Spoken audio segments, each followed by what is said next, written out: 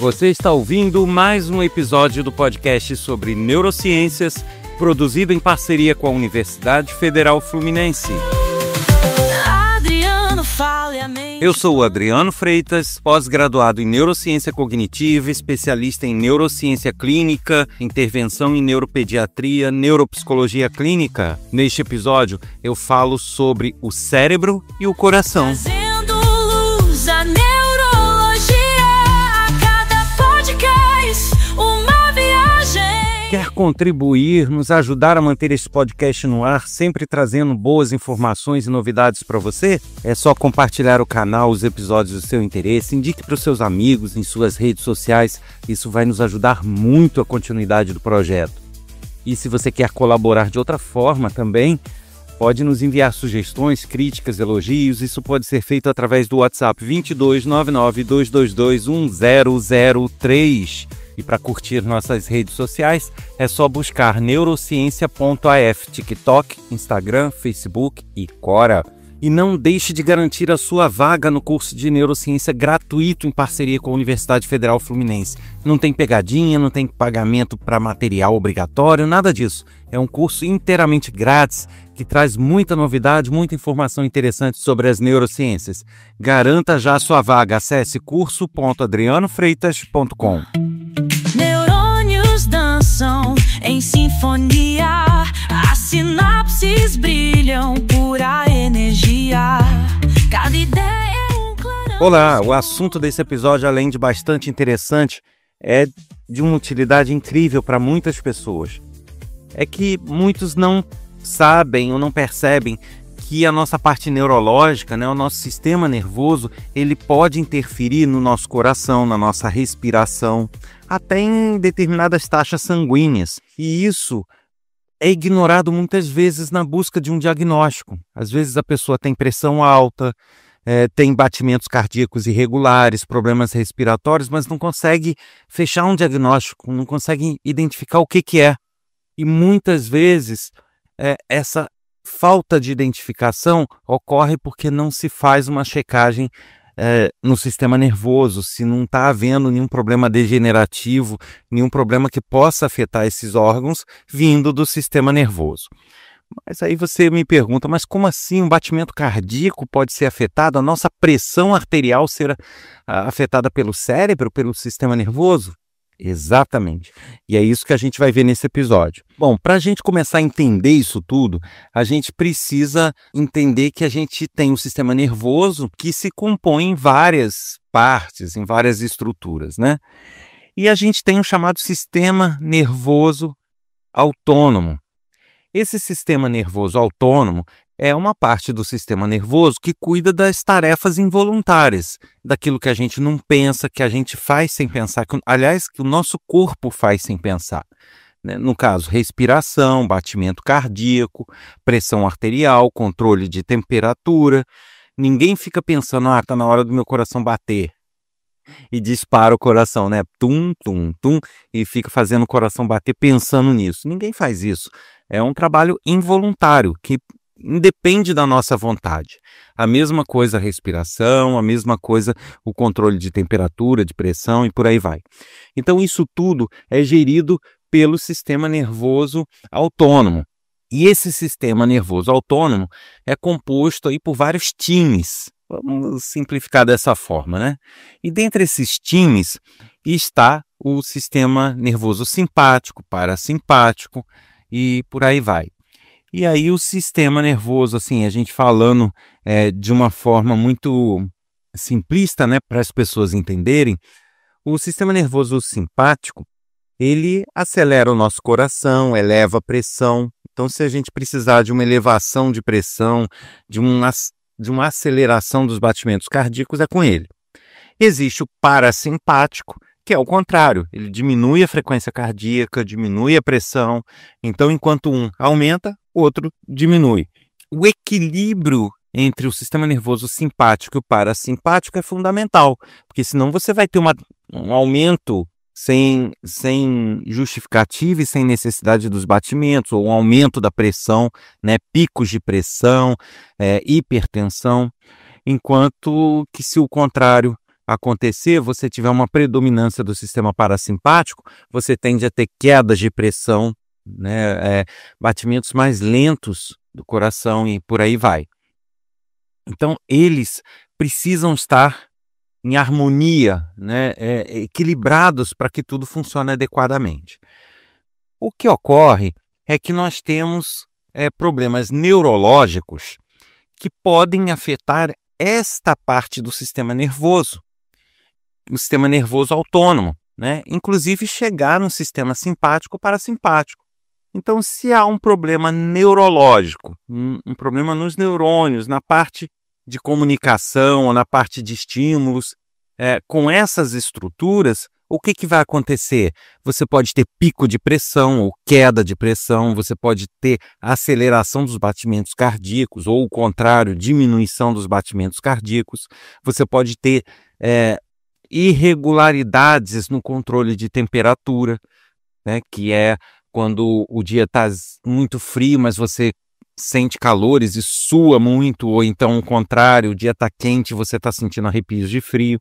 Então você pode ter um desequilíbrio de temperatura em alguns momentos, você pode ter questões respiratórias, como apneias, né, a apneia do sono, parar de respirar em algum momento, ou então ter uma aceleração do ritmo respiratório. Isso sem uma causa aparente. Então você tem picos de pressão, mas você muitas vezes faz os exames cardíacos, o seu coração está ok, você não tem nenhuma obstrução em veias, nem artérias, você não tem problemas circulatórios, mas existe uma desregulagem aí nos batimentos cardíacos ou na pressão. E muitas vezes as pessoas não entendem, né? Os especialistas não conseguem encontrar de forma muito simples. Às vezes até tratam os sintomas com medicamentos que forçam o aumento ou a queda da pressão para poder equilibrar, mas sem descobrir a causa. Muitas vezes as pessoas têm problemas na pressão, nos batimentos ou na respiração, são tratadas sintomaticamente, mas não são tratadas na causa, que pode ser um problema de fato cardíaco ou de pressão mesmo, de algum problema circulatório, que até não tenha uma cura efetiva, mas pode não ser. Então, é importante buscar todas essas opções. E aí eu posso citar aqui vários, por exemplo, o acidente vascular cerebral, chamado AVC, né?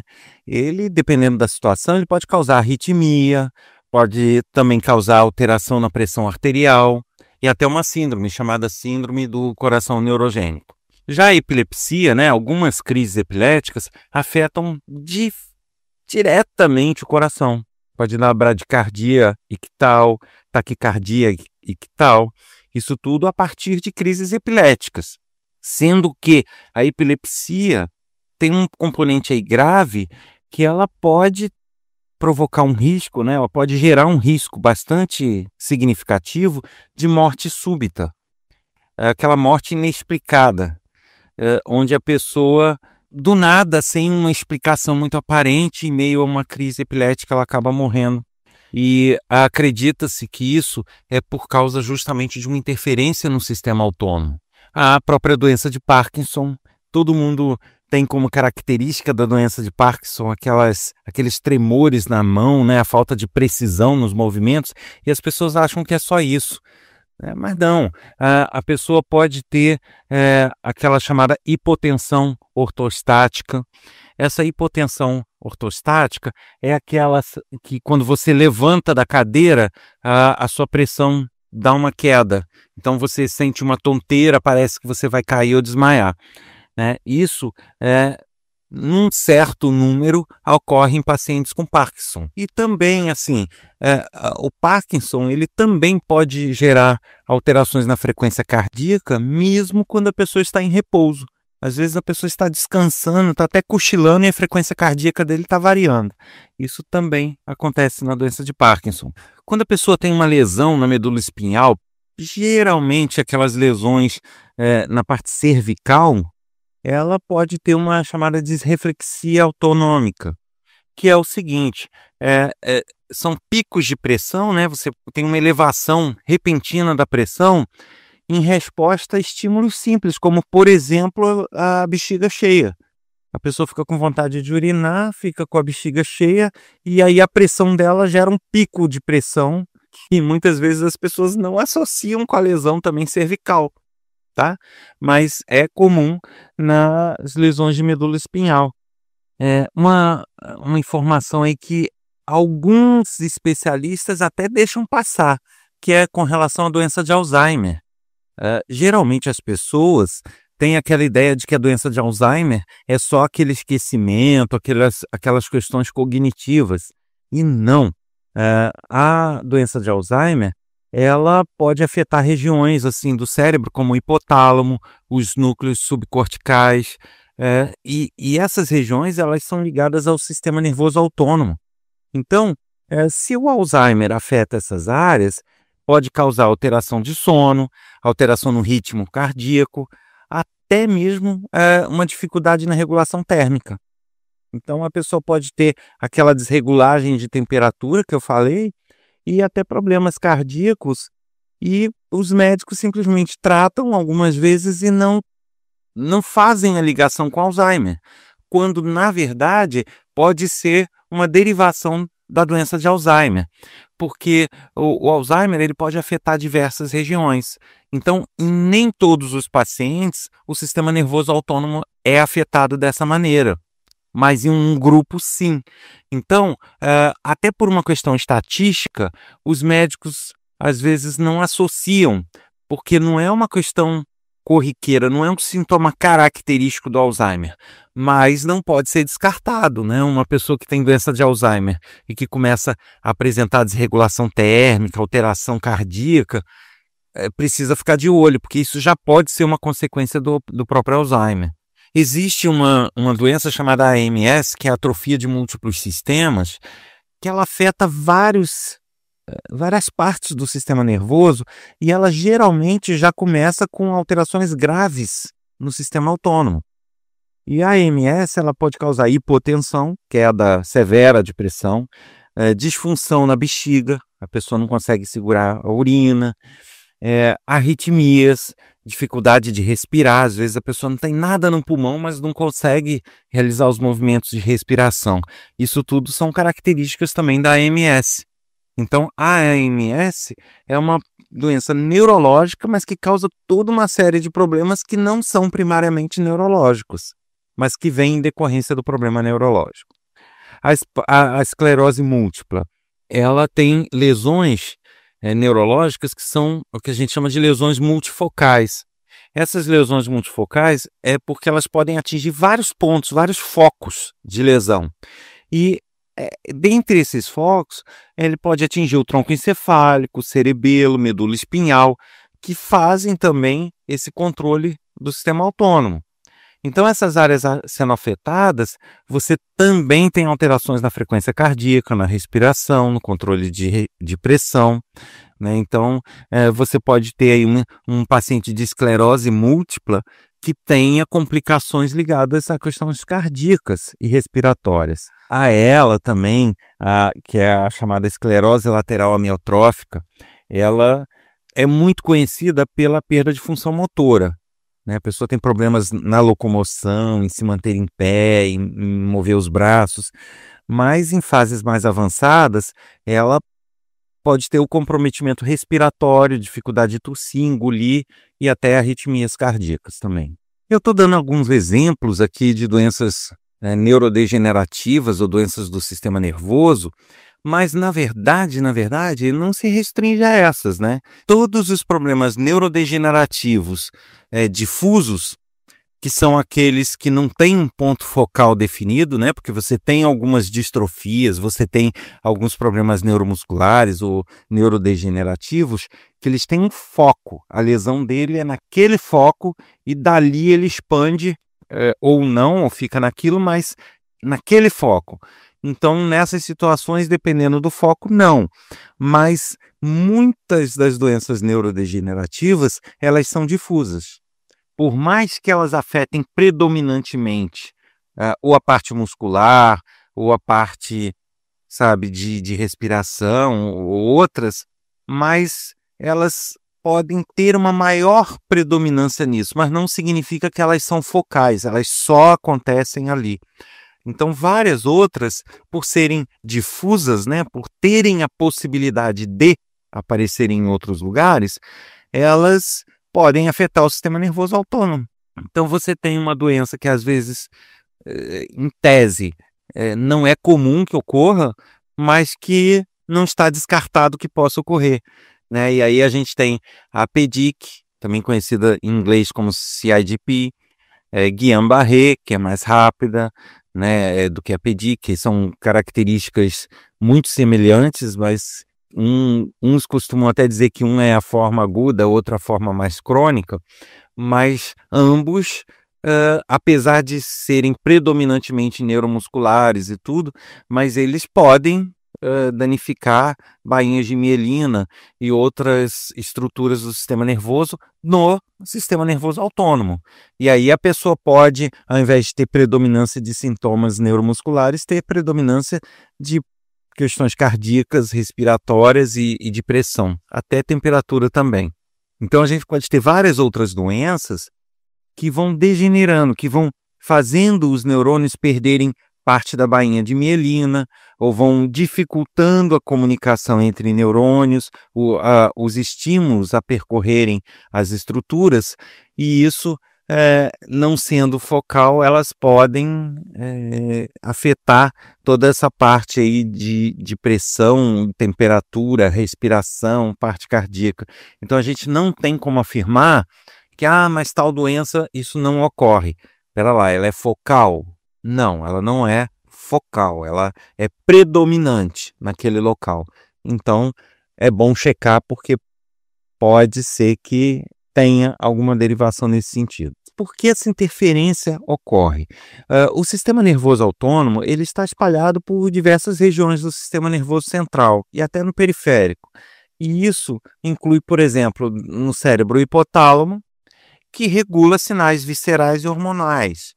Então, se a gente tem uma degeneração nos estímulos nervosos, na comunicação, na bainha de mielina dos neurônios, e isso afeta a interação com o hipotálamo, a gente pode automaticamente ter sinais viscerais e hormônios desregulados. E ao ter sinais viscerais desregulados e hormônios desregulados, sai em efeito dominó, causando uma série de problemas corpo afora.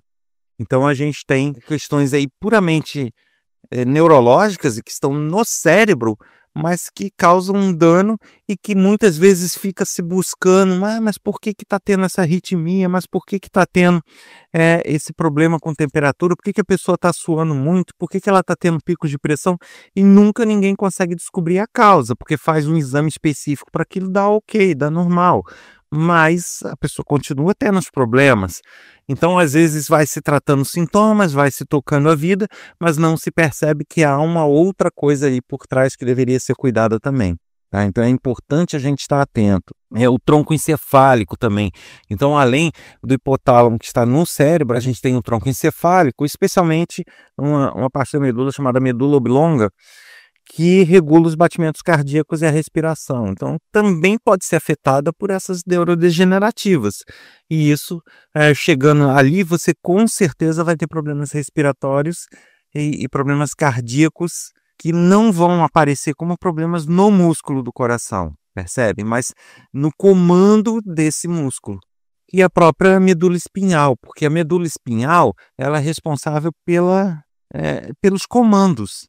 Então os comandos passam por ela até chegar aos órgãos, através dos nervos simpáticos, parasimpáticos. Então, se a gente tem um problema na medula espinhal, a gente não tem uma comunicação adequada do cérebro e das estruturas do sistema nervoso autônomo com os órgãos, para que eles saibam o que eles têm que fazer da forma que eles têm que fazer. Essa comunicação chega com interferência. Então, os batimentos cardíacos vão se desregular, a temperatura vai se desregular e por aí afora. Bom, eu quis trazer essas informações nesse episódio, não para que as pessoas, no primeiro sintoma, porque deve ser alguma coisa neurológica. Não, não é assim. Até porque não é a predominância, Lógico, se a pessoa tem uma taquicardia, tem um problema de pressão, não é a primeira coisa a se investigar o sistema nervoso, uma neurodegenerativa, não é assim, né? A gente tem que passar por todo o trâmite, cardiologista, procurar os médicos especialistas adequados, fazer todos os exames, mas sabe aquele momento onde se trata o sintoma, mas olha, o que está causando realmente a gente não consegue saber, porque seu coração está perfeito, a musculatura do coração está perfeita, não há obstrução, não há problemas que justifiquem esse aumento de pressão ou esse batimento cardíaco desregulado. A gente vai te dar remédio para controlar isso, mas uma causa é meio indefinida. Aí você pode, de repente, juntar Lé com CRE e tentar ver se não tem aparecido outras questões. Ah, mas peraí, eu tenho sentido um formigamento, ou eu tenho esquecido de algumas coisas, ou eu tenho sentido alguns problemas de calor excessivo, ou quando eu faço alguma atividade eu suo muito, eu me canso muito fácil. Então, de repente, você começa a juntar esse Lé com CRE aí e fala, pera lá, então, além da questão pressão e coração, pode ter mais alguma coisa por trás. Aí vale a pena buscar outras possibilidades, né? Então, repito, não é uma coisa primária que você deva procurar primeiro no caso de problemas cardíacos e circulatórios e de pressão e tal. Mas eu penso que numa busca onde já não se tem uma noção do que você realmente tem, está se tratando só sintomas, é bastante interessante a gente ficar tranquilo, tomara que não dê nada e descarte e beleza, mas pelo menos pode ser um sinal de que alguma outra coisa que pode ser tratada, de repente está acontecendo. A mente é um labirinto sem fim, em ondas cerebrais eu mergulho assim. Adriano Freitas no comando. Você ouviu mais um episódio do podcast sobre neurociências, produzido em parceria com a Universidade Federal Fluminense. Eu sou o Adriano Freitas, pós-graduado em neurociência cognitiva, especialista em neurociência clínica, intervenção em neuropediatria, neuropsicologia clínica. Neste episódio eu falei sobre o cérebro e o coração. Quer nos ajudar mantendo esse projeto vivo? Compartilhe em suas redes sociais o episódio, o canal, convide seus amigos a ouvir, indique para os seus conhecidos. Isso vai nos ajudar muito na continuidade do projeto. E estamos ofertando uma oportunidade imperdível, um curso totalmente de graça de neurociência, sem pegadinha, sem material para comprar, nada disso. É feito em parceria com a Universidade Federal Fluminense e você pode garantir a sua vaga. É só acessar curso.adrianofreitas.com e preencher o formulário lá para garantir a sua vaga. Eu te aguardo lá no curso, hein? Semana que vem, mais um episódio. Até lá!